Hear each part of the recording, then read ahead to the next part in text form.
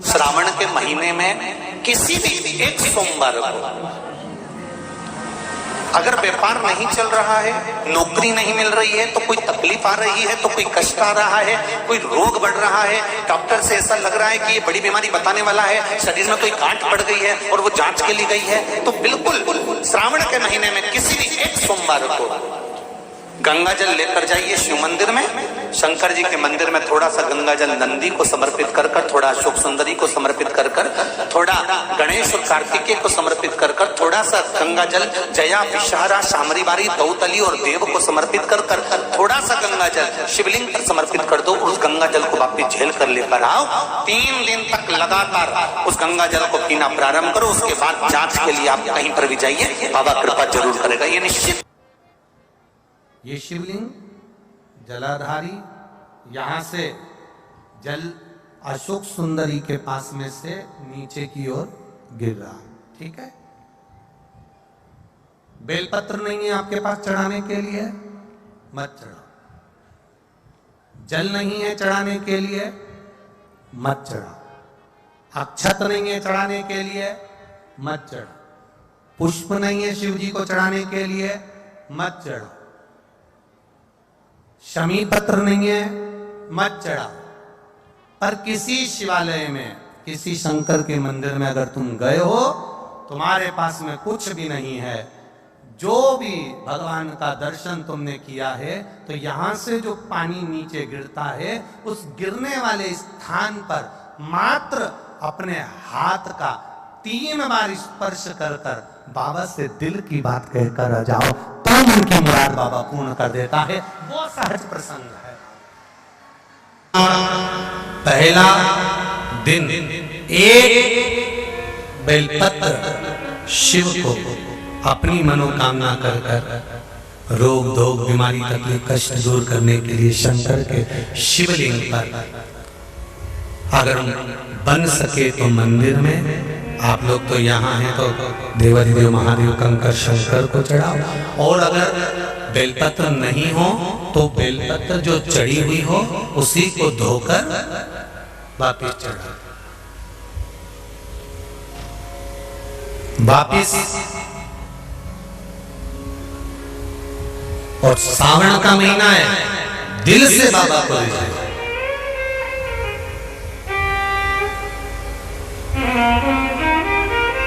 हम धर्म करने के चक्कर में, परमात्मा के भजन के चक्कर में किसी का अपमान ना करें। इसका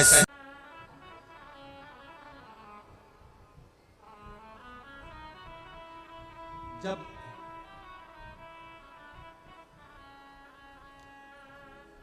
सारी दुनिया की ठोकर खा लो, सारी दुनिया के हाथ जोड़ लो, सारी दुनिया से निवेदन कर लो, और उसके बाद भी तुम्हारी दुख की घड़ी समाप्त नहीं हो, तब प्रयास करना तुम्हारे घर में कोई गमला हो,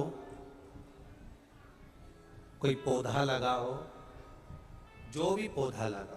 हम ये नहीं कहेंगे कि वो गुलाब का है कि गेंदा का है कि शमी का है कि बेलपत्री का है। जो पौधा तुम्हारे घर में लगा, जो पौधा, एक प्रयास करना। अभी सावन चालू हुआ है, अगर तुम्हें लगता है कि मेरी दुख का समय समाप्त नहीं हो रहा, मेरी दुख की घड़ी समाप्त नहीं हो रही, तो घर में रहने वाले जितने लोग आस्था चैनल पर कथा सुन रहे हैं, जितने फेसबुक यूट्यूब पर कथा सुन रहे हैं, और जितने पुष्कर राज की इस पावन धरा पर बैठकर कथा सुन रहे हैं, उनसे निवेदन करेंगे, श्रावण 2 सावन अब की बार हैं, एक अधिक मास का भी पड़ेगा और एक श्रावण ये पड़ेगा। ये जब 2 श्रावण पड़ते हैं तो इसमें हरि और हर का मिलन होता है, हरि और हर का मिलन, क्योंकि अधिक मास जो है वो भगवान पुरुषोत्तम का है, भगवान विष्णु का, और सावन के मध्य में अगर पड़ रहा है तो देवाधिदेव महादेव के साथ भगवान हरि का मिलन हुआ है, इसलिए इसको हरिहर श्रावण कहते हैं। ये 2 महीने के श्रावण में अगर मान लो एक दिन आपका निकल भी गया, 2 दिन आपके छूट भी गए, कोई दिक्कत की बात नहीं है। जो पेड़ तुम्हारे यहाँ लगा हो, जो पौधा तुम्हारे यहाँ लगा हो, जो वृक्ष तुम्हारे यहाँ लगा हो, जो क्यारा तुम्हारे यहाँ, कुंडी तुम्हारे यहाँ, उसी की मिट्टी को, उसी के पेड़ के नीचे, उसी पौधे के नीचे, उस मिट्टी को थोड़ा सा हाथ से उसको उठाकर एक लिंग की आकृति बना ले। उसमें जलाधारी बनाने की जरूरत नहीं, केवल लिंग की आकृति बनाकर उसी की पूजन वहीं कर कर, पानी चढ़ाकर 15 से 20 मिनट बाद अपना काम करने के बाद उसी को उसी मिट्टी में विसर्जन कर दें, अपनी कामना कर कर। देवाधिदेव महादेव 2 महीने के बाद क्या देगा ये वही जान सकता है। वो क्या प्रदान करेगा ये उसके ऊपर। देख लिया हमने, बहुत बहुत प्रयास कर कर देख लिया, सारी दुनिया का हमने प्रयोग कर कर देख लिया। इनसे भी पूछा, उन्होंने कहा बाथरूम इधर बना दो, वास्तु शास्त्री ने कहा ये बना दो, ज्योतिषाचार्य ने कहा ये बना दो, उन्होंने कहा ये बना दो, उन्होंने कहा वो बना दो। हमने दुनिया का काम कर कर देख लिया, हाथों की अंगूठियां बदल कर देख ली, नग आभूषण बदल कर देख लिए, सोने की दिशा बदल कर देख ली, सीढ़ियों की दिशा बदल कर देख ली। अब जब सारी दिशा बदल कर देख ली, सारा काम कर कर देख लिया, उसके बाद भी अगर हमारी ग्रह दशा नहीं सुधरे, हमने सबके दरवाजे जाकर देख लिया, देवी देवता उनके भी धोख धोख के देख लिया, पर जब भी अगर हमारी दशा ना सुधरे तो फिर कहीं मत जाना, महादेव के चरणों में जाकर बस उसकी आराधना में लग जाना, हो जाएगा। जो माताएं श्रावण के सोमवार का व्रत करती हैं वो पशुपति व्रत मत करना। जो श्रावण के सोमवार का व्रत नहीं करती हैं वो पशुपति व्रत कर सकती हैं, उनको पशुपति व्रत करने का मना नहीं।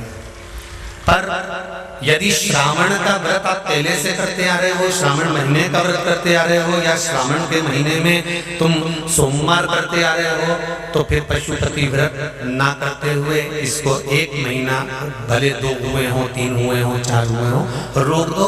फिर अगला जब श्रावण पूर्ण हो जाए फिर जो सोमवार आए फिर चालू कर दो।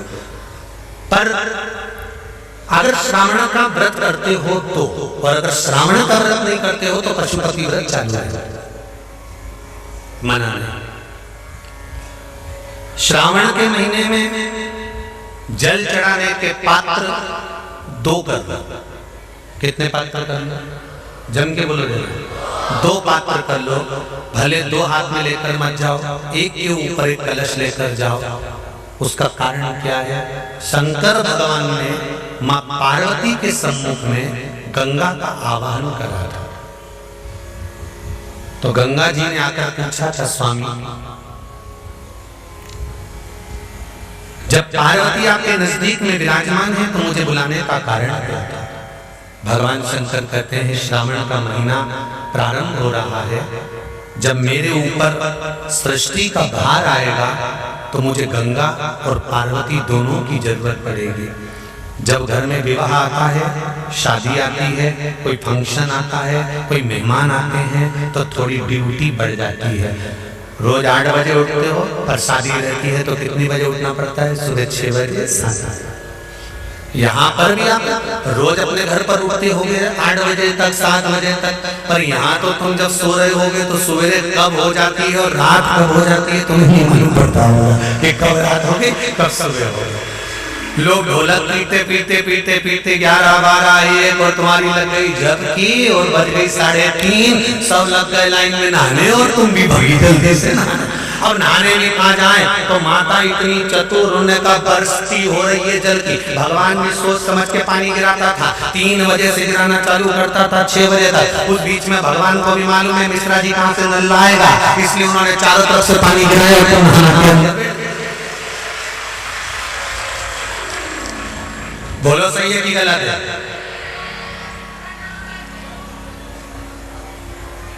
सब बाहर निकली धीरे से, इतनी चतुर, राम जी गजब की चतुर चतुर लोग आया है, गजब।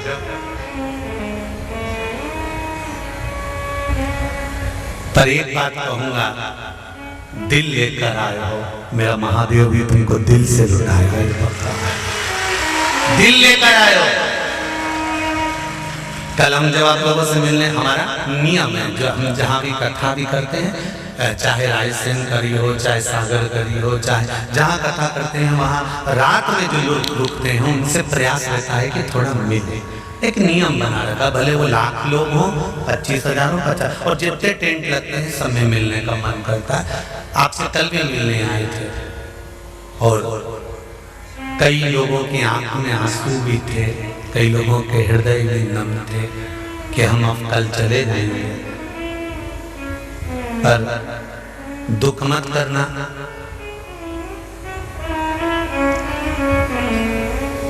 दूसरा कोई स्थान हो वहां से जाओ तो वापिस आने की गारंटी है कि नहीं है, पर यहाँ तो सील और थप्पे लगाकर भेजता है कि वापिस बुला लाएगा। तो फिर क्या उसकी आराधना मात्र करिए।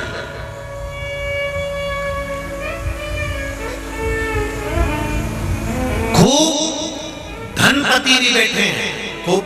आप लोगों में कोई कमी नहीं है, किसी की यहाँ जमीन है तो किसी की गाड़ी है तो किसी का बंगला है, किसी की सत्ता है, किसी का आनंद है, बहुत बैठे हैं। पर आप लोगों ने 7 दिन जो कथा, एक ये पटिया लगा हुआ है, तख्ता लगा हुआ है और उस पर आराम से सोकर 7 दिन कथा का रस स्वादन जो करा है वो जिंदगी भर नहीं भूल पाओगे। बाबा इतना देगा कि आप लोग उसकी कृपा ही दरअसल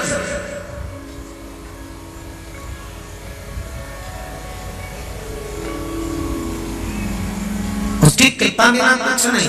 तेरी कृपा बिना न हिले एक भी अणु, लेते श्वास तेरी कृपा से तनो तनो। बाबा की कृपा होती है तो आना होता है।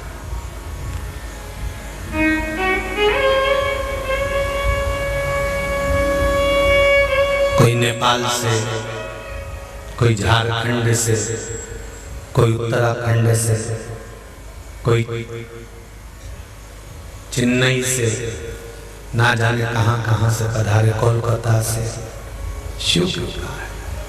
कावड़ का जल लेकर, हाथ में जल लेकर जितने कदम चलकर हम शंकर के मंदिर तक या बेलपत्र के वृक्ष तक जाते हैं, जितने कदम चलते हैं उतने तीरथ हम पार कर शिव के नजदीक पहुंच जाते हैं। उतने तीरथ पार कर, सारे तीरथ धाम आपके चरणों में, हे भोलेनाथ प्रणाम आपके चरणों में। सारे तीरथ वहीं पर है, वहीं। पहले कथा में कहा 33 कोटि देवता शिव जी के शिवलिंग के पास, 33 कोटि, पूरा परिवार तो है ही, 33 कोटि देवता जहां से जल निकलता वहां विराजमान होते। तो देवता सब वहीं पर है, तो बैकुंठ कहां होगा?